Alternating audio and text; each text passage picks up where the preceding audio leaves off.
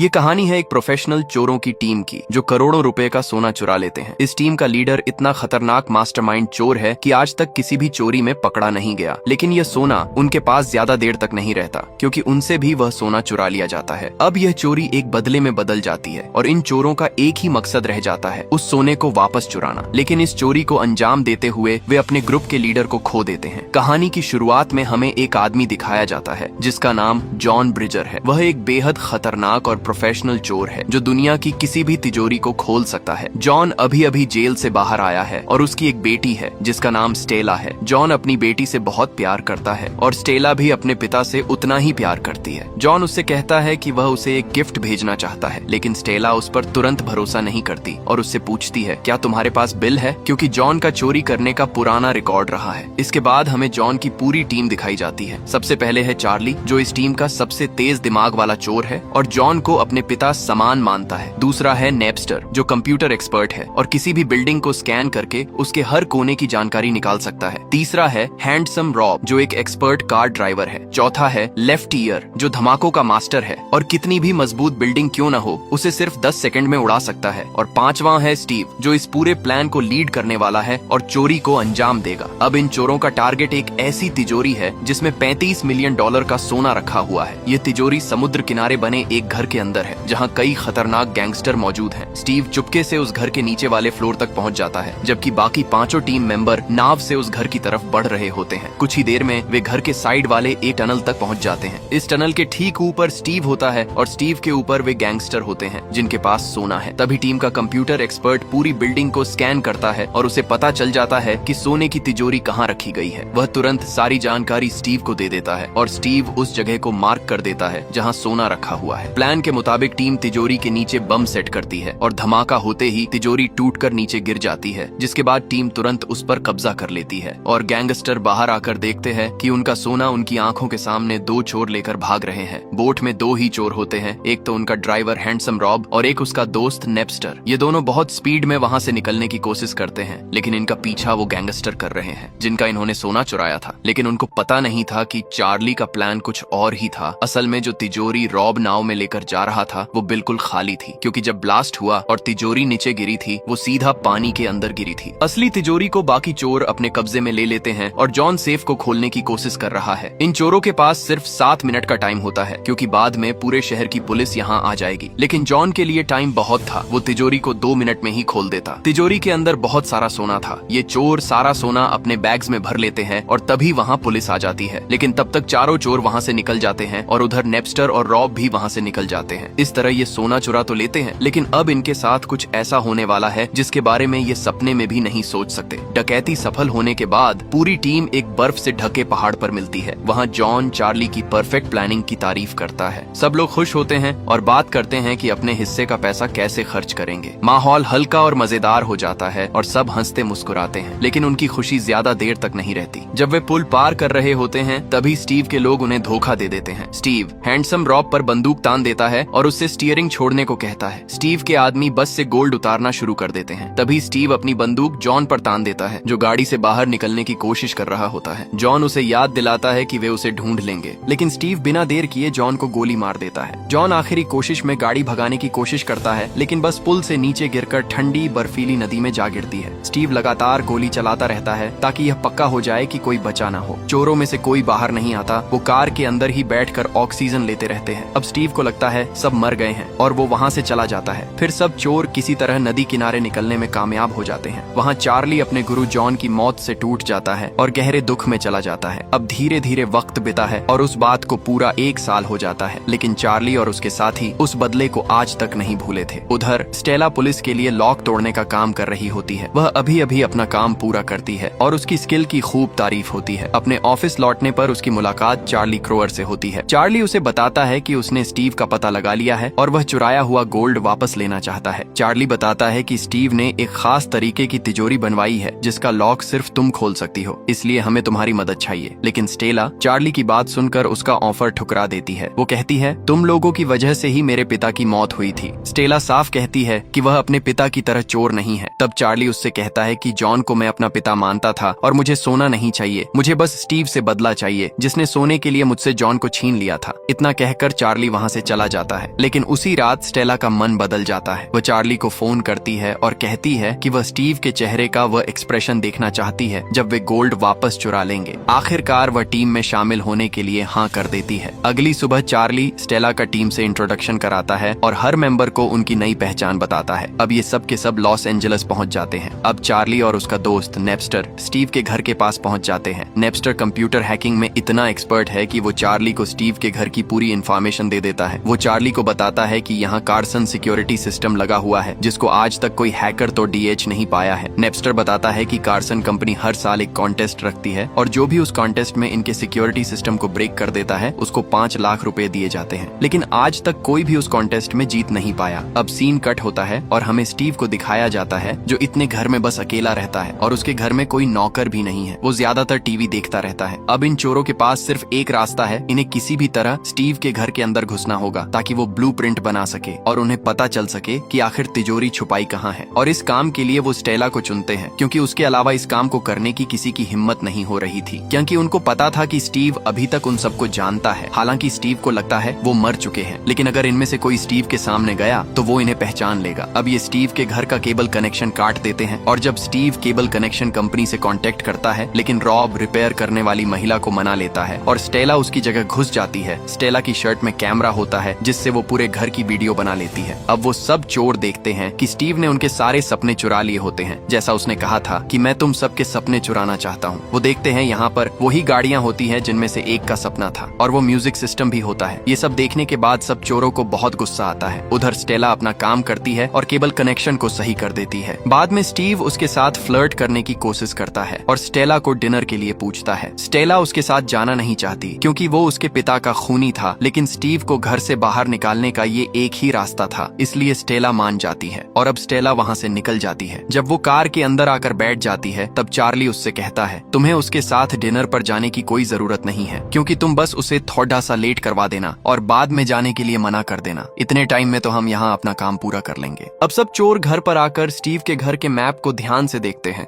और नेपस्टर सबको बताता है कि सोने वाली तिजोरी और घर के मैन गेट के बीच डिस्टेंस बहुत ज्यादा है। इतनी दूर सोने को लाने के लिए हमें अंदर भी कार की जरूरत होगी और कार भी ऐसी होनी चाहिए जिनकी लंबाई 6 फीट से कम हो। अब चोर इसी तरह की गाड़ियां चला के देखते हैं और उनमें लोहे की छोटी छोटी रिंग रखकर भी आजमाते हैं। वो स्टीव के घर के रास्ते को देखकर गाड़ियां चलाते हैं। पूरी टेस्टिंग होने के बाद उन्हें पता चलता है कि उन्हें 3 गाड़ियों की जरूरत होगी और रॉब बताता है कि हमें इन गाड़ियों को मॉडिफाई करवानी होगी ताकि ये और मजबूत हो सके। इसलिए रॉब एक आदमी को लेकर आता है और बताता है कि ये आदमी जैसा हम बोलेंगे वैसी गाड़ी बना के दे देगा। वो आदमी आते ही अपना काम शुरू कर देता है। दूसरी तरफ इनकी टीम का हैकर पूरे शहर के सिग्नल सिस्टम को अपने कंप्यूटर में ऑन कर लेता है। अब नेपस्टर किसी भी वीडियो को डिलीट कर सकता है और अपने हिसाब से सिग्नल को कंट्रोल कर सकता है और नेपस्टर ऐसा इसलिए करता है क्योंकि स्टीव के घर और स्टेशन के बीच बहुत ज्यादा ट्रैफिक होता है और वो नहीं चाहता कि उनका 1 मिनट भी फालतू में खराब हो। चार्ली लायल की स्किल देखकर इम्प्रेस हो जाता है। वहीं दूसरी तरफ लेफ्ट ईयर अपने एक्सप्लोसिव स्किल पर काम कर रहा होता है। जब रिंच अपना काम खत्म कर देता है तब सब लोग कारों को टेस्ट ड्राइव के लिए ले जाते हैं। अब कार पहले से ज्यादा मजबूत और बेहतर हो चुकी होती है जिसे देखकर पूरी टीम खुश हो जाती है और उनका कॉन्फिडेंस बढ़ जाता है। उधर स्टीव यावोन से मिलने जाता है ताकि गोल्ड बार के बदले कैश ले सके। बातचीत के दौरान यावोन वेनिस में हुई गोल्ड चोरी का जिक्र करता है। यह सुनकर स्टीव का ध्यान तुरंत उधर चला जाता है और वह गुस्से से भर जाता है। वह यावोन से पूछता है कि उसने इस गोल्ड के बारे में किसे बताया है। जब यावोन कहता है कि उसने किसी को कुछ नहीं बताया तो स्टीव उसे गुस्से में उसकी डेस्क पर जोर से धक्का देता है और गोली मारकर उसकी हत्या कर देता है। कुछ ही मिनट बाद यावोन का कजिन मशका अंदर आता है जो यूक्रेनियन माफिया का लीडर होता है। अपने कजिन को मरा हुआ देखकर वह हैरान रह जाता है और समझ जाता है कि मामला बड़ा है। इसके बाद चार्ली लेफ्ट ईयर को एक्सप्लोसिव मटेरियल खरीदने के लिए ले जाता है। रास्ते में वे स्किनी पीट नाम के एक हथियार डीलर से मिलते हैं। चार्ली लेफ्ट ईयर को मना करता है कि वह स्किनी पीट को घूरे नहीं, लेकिन जैसे ही वे उसके सामने पहुंचते हैं लेफ्ट ईयर घबरा जाता है और कुछ बोल ही नहीं पाता। तभी उन्हें एहसास होता है कि वह असली स्किनी पीट नहीं है। वह वेनिस के गोल्ड बार का जिक्र करता है, लेकिन चार्ली साफ कह देता है कि वे इस बारे में बात करने नहीं आए हैं। आखिरकार वे उससे एक्सप्लोसिव डिवाइस लेने के लिए राजी हो जाते हैं और वहां से निकल जाते हैं। इसी दौरान यूक्रेनियन माफिया जो पहले से यावोन के किलर को ढूंढ रहा था, यावोन के एक कर्मचारी को पकड़कर पूछताछ करता है। डर के मारे वह कर्मचारी बता देता है कि लंबे काले बाल और बड़े टैटू वाला एक आदमी गोल्ड बार के बारे में पूछ रहा था। यह सुनते ही माफिया लीडर अपनी टीम को तुरंत स्किनी पीट के पास भेजने का आदेश देता है। वहाँ पहुंचकर वे स्किनी पीट से गोल्ड और यावोन की मौत के बारे में पूछताछ करते हैं। दूसरी तरफ चार्ली और उसकी टीम अपनी प्लानिंग को आगे बढ़ाने और अगला कदम उठाने की पूरी तैयारी में जुटी हुई होती है। लायल लगातार स्टीव की हर मूवमेंट पर नजर रख रहा था। आखिरकार एक दिन स्टीव अपनी कार लेकर स्टेला से मिलने निकलता है। जैसे ही चार्ली को यह पता चलता है, वह जल्दी से प्लान चेक करता है, लेकिन तभी उसे खबर मिलती है कि स्टीव के पड़ोसी के घर पार्टी चल रही है। इसका मतलब था कि वे विस्फोटक का इस्तेमाल नहीं कर सकते, क्योंकि धमाके से सबको पता चल सकता था। अब चार्ली के पूरे प्लान पर पानी फिर जाता है। मजबूरी में उन्हें अपनी योजना कैंसिल करनी पड़ती है। अब स्टेला के पास कोई रास्ता नहीं बचता और उसे अपनी डेट के लिए रेस्टोरेंट में स्टीव से मिलना पड़ता है। रेस्टोरेंट में स्टीव उसकी खूब तारीफ करता है, उसके काम की भी और उसकी खूबसूरती की भी। बातचीत के दौरान वह स्टेला को अपने घर चलने के लिए कहता है, लेकिन स्टेला साफ मना कर देती है और कहती है कि सब कुछ धीरे धीरे होना चाहिए। लेकिन स्टीव को स्टेला के साथ गुलू गुलू करना था। फिर स्टीव अचानक उसके भरोसे पर सवाल उठाता है। इस पर स्टेला शांत होकर जवाब देती है, मैं सब पर भरोसा करती हूँ, लेकिन उनके अंदर का शैतान उन पर भरोसा नहीं करता। ये वही लाइन थी जो उसके पिता अक्सर कहा करते थे। ये सुनकर स्टीव थोड़ा चौंक जाता है और कहता है कि वह किसी ऐसे आदमी को जानता था जो यही बात कहता था। तभी स्टीव अचानक स्टेला का हाथ पकड़ लेता है और स्टेला से पूछता है कि सच सच बता, तेरे साथ और कौन है। उसी वक्त चार्ली और पूरी टीम रेस्टोरेंट के अंदर आ जाते हैं। स्टीव उन सबको देखकर हैरान हो जाता है और सब समझ आ जाता है कि ये सब इनकी प्लानिंग थी, और वो उनको बोलता है कि तुम मेरा सोना कभी नहीं चुरा सकते। स्टीव चोरों को ये भी बताता है कि मेरे घर के बाहर सिर्फ गार्ड है, लेकिन अंदर बहुत सारे गार्ड हैं। और वो कहता है कि मुझे ये भी पता है तुमने मेरा सिस्टम हैक किया है, लेकिन मैं अब उसकी सारी सेटिंग चेंज कर दूंगा, और मेरे पास वैसे भी अब सोना बहुत काम बचा है, और बाकी जो भी बचा है उसे भी जल्दी ही बेच दूंगा। स्टीव स्टेला के पिता की मौत को लेकर ताना मारता है, जिससे स्टेला गुस्से में उससे भिड़ने की कोशिश करती है, लेकिन रॉब उसे रोक लेता है। स्टीव फिर घमंड में अपने सिक्योरिटी सिस्टम के बारे में बताता है और कहता है कि उसकी तिजोरी को तोड़ना टीम के लिए नामुमकिन है। तभी चार्ली गुस्से स्टीव के चेहरे पर जोरदार मुक्का मार देता है, जिसके कारण स्टीव जमीन पर गिर जाता है। अब सीन कट होता है और हमें दिखाया जाता है कि टीम अपने ठिकाने पर लौट आती है। वहाँ चार्ली स्टेला को शांत करता है और उसे दिलासा देता है। वह समझाता है कि स्टीव को देखकर उसके अंदर जो दर्द और गुस्सा जागा वह नॉर्मल है। इसी बीच नेपस्टर एक बड़ी खबर देता है कि स्टीव गोल्ड को मेक्सिको ले जाने की तैयारी कर रहा है। ये सुनकर टीम निराश हो जाती है, लेकिन चार्ली इसे एक मौका मानता है। उसे यकीन होता है कि वे तिजोरी को जाने से पहले रोक सकते हैं। नेपस्टर लायल उन्हें बताता है कि स्टीव गोल्ड ले जाने के लिए सिक्योर ट्रक और एक हेलीकॉप्टर का इस्तेमाल करने वाला है। तभी चार्ली को स्किनी पीट का फोन आता है, जो उससे यौन की हत्या के बारे में पूछता है। चार्ली किसी भी तरह की जानकारी होने से इनकार कर देता है, लेकिन उससे एक मदद मांगता है। इसके बाद चार्ली और रॉब एक ट्रक शॉप पर जाते हैं, जहां वे अपनी डकैती के लिए एक ट्रक खरीदते हैं। नए ट्रक को चेक करते हुए चार्ली रेंज को फोन करता है और उसकी मदद मांगता है। रेंज फिर से टीम में शामिल होने की इच्छा जताता है और चार्ली उसे वापस शामिल कर लेता है। बाद में चार्ली और लेफ्ट ईयर मिलकर पुल के नीचे विस्फोटक लगाते हैं। उनकी प्लानिंग होती है कि सोने से भरे ट्रक का रास्ता बदल दिया जाए। दूसरी तरफ टीम लगातार देख रही होती है कि स्टीव गोल्ड को कैसे ले जाएगा। उन्हें पता चलता है कि स्टीव ने शायद धोखा देने के लिए 3 सिक्योर ट्रकों का इंतजाम किया है, लेकिन चार्ली पहले ही यह समझ चुका होता है। वह कहता है कि असली ट्रक वही होगा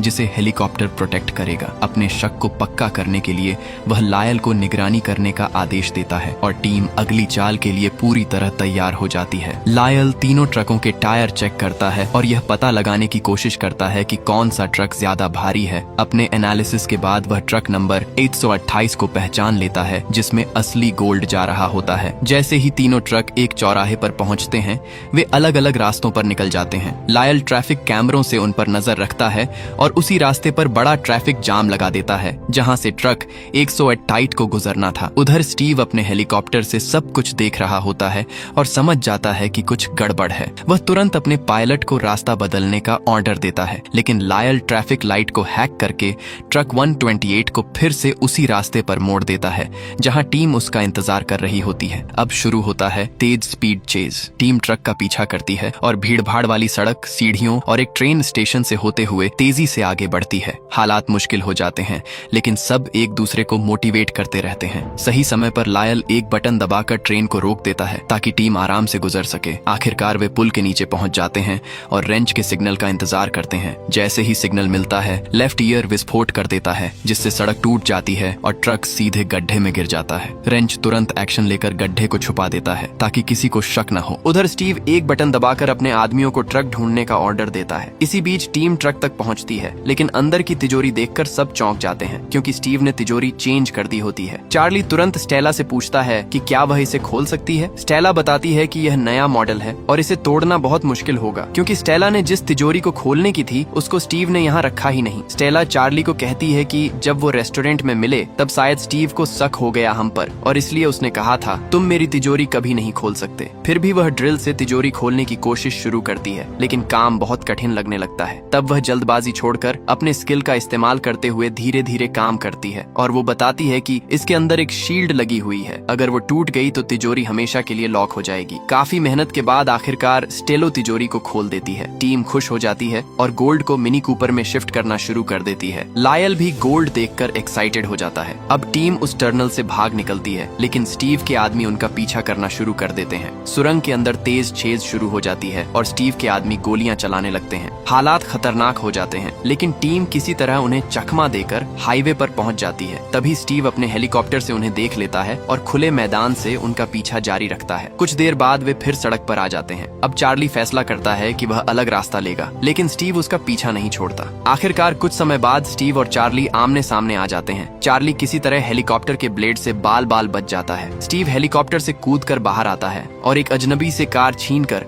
चार्ली का पीछा करने लगता है। आगे जाकर चार्ली अपनी टीम से फिर मिल जाता है और सब लोग जल्दी जल्दी मिनी कूपर कारों को ट्रेन के डिब्बे में चढ़ाकर निकलने की तैयारी करते हैं, लेकिन स्टीव उनका पीछा करता रहता है और वह देख लेता है कि टीम ट्रेन के डिब्बे से निकल रही है। तभी वह रेंच के पास जाता है, उसे एक मजदूर समझकर, और अंदर जाने देने के बदले $5000 देने की बात करता है। ये आदमी वही है जिसको रॉब ने चार्ली से मिलवाया था और इसने ही चार्ली के लिए सब कारों को मॉडिफाई किया था। स्टीव पहले ही मिनी कूपर के लिए आधे पैसे रेंच को दे चुका होता है और बाकी बाद में देने का वादा करता है। रेंच पैसे ले लेता है और ट्रेन का डिब्बा खोल देता है। दरवाजा खुलते ही स्टीव चौंक जाता है क्योंकि अंदर चार्ली खड़ा होता है। चार्ली स्टीव की चालाकी की तारीफ करता है और कहता है कि तुमने प्लान बहुत अच्छा बनाया था, एक की जगह तुमने 3 ट्रक लगाए, लेकिन साफ कह देता है कि अब सारा गोल्ड उसके पास है और स्टीव के पास कुछ भी नहीं बचा। स्टीव गुस्से में बंदूक निकालता है और चार्ली पर तान देता है और कहता है मेरा सारा सोना वापस करो, नहीं तो तुम भी जॉन की तरह मारे जाओगे। लेकिन तभी यूक्रेनी माफिया वहां पहुंच जाता है। स्टीव उन लोगों को पहचान नहीं पाता और पूछता है कि वे कौन हैं। माफिया लीडर खुद को यान का कजिन बताता है। यह सुनते ही स्टीव समझ जाता है कि वह बड़ी मुसीबत में फंस गया है क्योंकि स्टीव ने यान को मार दिया था। वह तुरंत यान की मौत में अपनी गलती से इनकार करता है और कहता है कि यान पहले ही मर चुका था। वह माफिया से बात करके मामला संभालने की कोशिश करता है, लेकिन चार्ली पहले ही उनसे डील कर चुका होता है। तभी चार्ली यान के कजिन को एक सोने से भरा हुआ बैग देता है। उसी समय स्टेला मौका देखकर स्टीव को जोरदार घूंसा मारती है। माफिया के लोग स्टीव को अपने साथ ले जाते हैं। स्टेला अपने पिता की मौत का बदला लेकर बहुत खुश होती है और खुशी में चार्ली को गले लगा लेती है। दूसरी तरफ स्टीव माफिया लीडर से लगातार माफी मांगता रहता है और चार्ली के ऑफर से 2 गुना देने की बात करता है, लेकिन अब बहुत देर हो चुकी होती है। आखिर में चार्ली और उसकी टीम अपनी जीत सेलिब्रेट करती है। सब लोग खुश होते हैं और ट्रेन में बैठकर अपनी नई यात्रा के लिए निकल जाते हैं। बहुत सालों पहले स्टेनले के पिता जॉन ने चार्ली से कहा था, चोर 2 तरीके के होते हैं, एक चोर ऐसा होता है जो जीने के लिए चोरी करता है और एक चोर चोरी के लिए जीता है। जॉन ने कहा था कि दूसरे तरीके वाले चोरों जैसा कभी मत बनना, और इसी सीन के साथ कहानी यहीं पर खत्म हो जाती है।